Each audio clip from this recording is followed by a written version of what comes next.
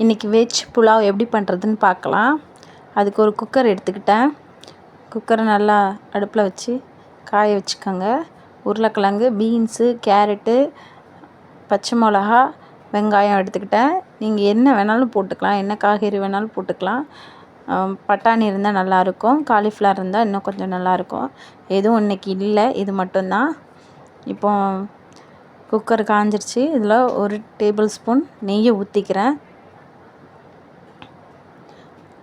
அப்புறமா தேவையான அளவு எண்ணெய் ஊற்றிக்கலாம். தேவையான அளவு எண்ணெய் ஊற்றிக்கிட்டேன்.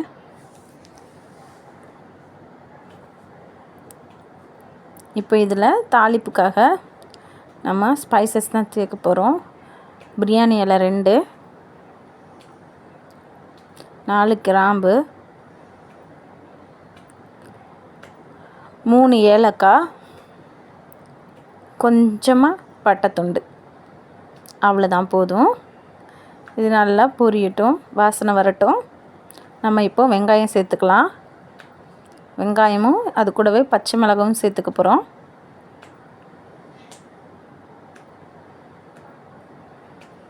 எல்லாத்தையும் எடுத்து போட்டுக்கலாம்.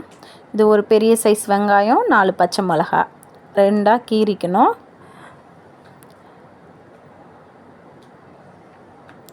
நீங்கள் எவ்வளோ காய்கறி எடுக்கிறீங்களோ அதுக்கு ஏற்ற மாதிரி வெங்காயம் எடுத்துக்கோங்க. நான் இன்றைக்கி 1 கிளாஸ் அரிசிக்கு தான் பண்ண போகிறேன்.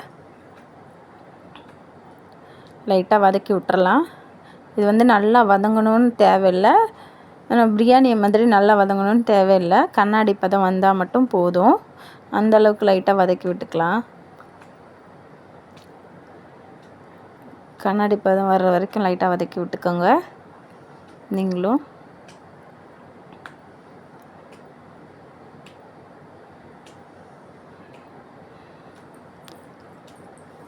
நமக்கு வந்து பிரியாணினா நல்லா முருகலாக வெந்து ப்ரௌனிஷாக வரணும். இது அப்படி தேவையில்லை, நம்ம வந்து லைட்டாக வதங்கினாலே போதும். அடுத்ததாக நம்ம வந்து இஞ்சி பூண்டு சேர்க்க போகிறோம். இஞ்சி பூண்டு சேர்த்தாச்சு. இது 1.5 டேபிள் ஸ்பூனு இஞ்சி பூண்டு. நல்லா வதக்கி விட்டுருங்க. அதோட பச்சை வாடெல்லாம் போகிற வரைக்கும் வதக்கி விட்டுருங்க.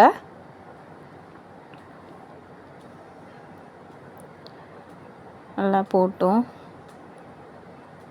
இப்போ நம்ம புதினா கொஞ்சமாக கொத்தமல்லி, புதினாவும் கொஞ்சமாக கொத்தமல்லியும் சேர்த்து வதக்க போகிறோம். புதினா கொஞ்சமாக கொத்தமல்லி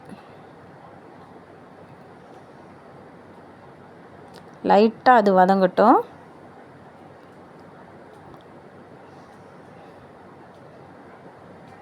இப்போ நம்ம ஒவ்வொரு காய்கறியாக எடுத்து உள்ளே சேர்த்துக்கலாம். இது வதங்கின அப்புறம் இனிமேல் வந்து நம்ம ஒவ்வொரு காய்கறியாக எடுத்து உள்ளே சேர்த்துக்க போகிறோம். வந்து உருளைக்கிழங்கு போட போகிறேன். நான் வந்து கியூபாக தான் வெட்டி வச்சுருக்கிறேன். நீங்கள் வந்து நீல வாக்கில் வெட்டணுன்னாலும் வெட்டி வச்சுக்கோங்க. இப்போ கேரட் சேர்த்துட்டேன். அப்புறம் பீன்ஸு, இதில் நீங்கள் பட்டாணி சேர்த்துக்கலாம், காலிஃப்ளவர் சேர்த்துக்கலாம். தேவையான அளவு உப்பு சேர்த்துருக்கேன். லைட்டாக வதக்கி விட்டுருங்க.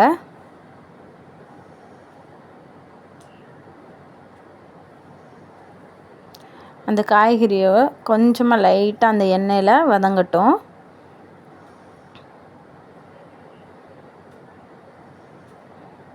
லைட்டாக ஒரு 3 நிமிஷம் இப்படி வதக்கினா போதும்.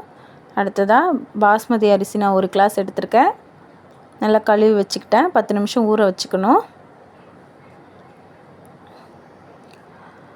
லைட்டாக வதங்கிடுச்சு 3 நிமிஷம். அடுத்ததாக நம்ம அரிசியை உள்ளே சேர்த்துடலாம்.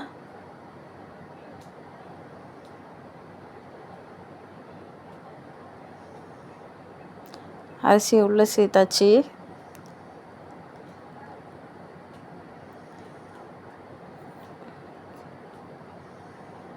இப்போ நம்ம கிண்டி விட்டுக்கலாம். லைட்டாக உடஞ்சிடாமல் கிண்டி விடுங்க. கச்சன்னு கிண்டி விட்டுறக்கூடாது. லைட்டாக பரட்டி விட்டால் போதும்.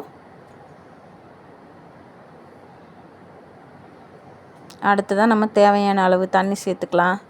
ஒரு கிளாஸ்க்கு 1.5 கிளாஸ் தண்ணி வச்சா போதும். அதை விட லைட்டாக கம்மியாக கூட வச்சுக்கோங்க. லைட்டாக கிண்டி விட்டுருங்க. உப்பெல்லாம் செக் பண்ணிடுங்க. இந்த ஸ்டேஜில் கரெக்டாக இருக்கான்னு பார்த்துக்கோங்க.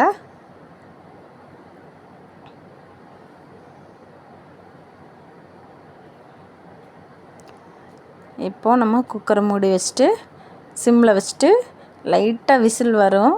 அப்போம்போது நம்ம அடுப்பை ஆஃப் பண்ணிடலாம். ஆஃப் பண்ணிவிட்டு நம்ம குக்கரை திறந்து பார்த்தோன்னா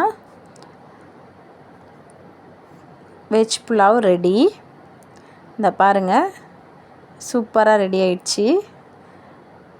இப்போவே நான் எடுத்து பார்க்குறேன் பாருங்கள் எந்தளவுக்கு ரெடியாக இருக்குன்னு. ஆவி பறக்குது அப்படியே.